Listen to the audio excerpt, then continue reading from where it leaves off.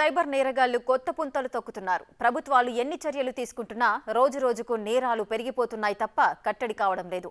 Cyber నేరాలు ఎక్కువగా జరుగుతున్న రాష్ట్రాల్లో తెలంగాణ కూడా ఉంది.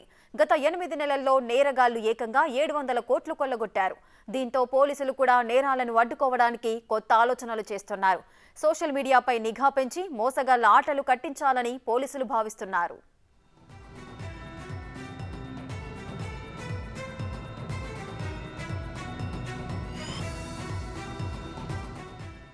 2022తో పోలిస్తే 2023లో క్రైమ్ రేట్ 8.97% పెరిగింది. సైబర్ క్రైమ్ అయితే ఏకంగా 17.59% పెరిగింది. 2022లో తెలంగాణలో 15,297 సైబర్ నేరాలు నమోదయ్యాయి. ఆ ఏడాది దేశంలో తెలంగాణలోనే ఎక్కువ కేసులు వెలుగు చూశాయి. ఈ పరిస్థితిని గుర్తించి పోలీసులు ముందు జాగ్రత్త చర్యలు మొదలుపెట్టారు. సైబర్ సెక్యూరిటీ బ్యూరోను ఏర్పాటు చేశారు. దోపిడీకి గురైన వారి డబ్బును రికవరీ చేయడానికి ఈ బ్యూరో కృషి చేస్తోంది. నేరం జరిగిన తర్వాత చర్యలు తీసుకోవడం కంటే ముందు అసలు నేరమే జరగకుండా ఆపాలంటే ఏం చేయాలనే దానిపై కూడా పోలీసులు ఫోకస్ పెట్టారు.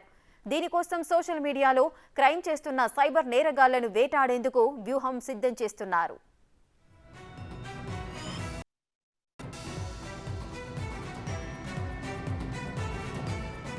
ఒకప్పుడు సోషల్ మీడియాలో నేరాలకు పాల్పడేవారు.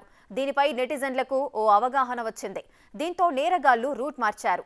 నకిలీ వ్యాపార సంస్థలు సృష్టించి బిజినెస్ పేరుతో గాలం వేస్తున్నారు. తమ సంస్థ తరఫున వ్యాపారం చేస్తే మంచి కమిషన్ ఇస్తామని నమ్మించి లక్షల రూపాయలు పెట్టుబడిగా గుంజుతున్నారు.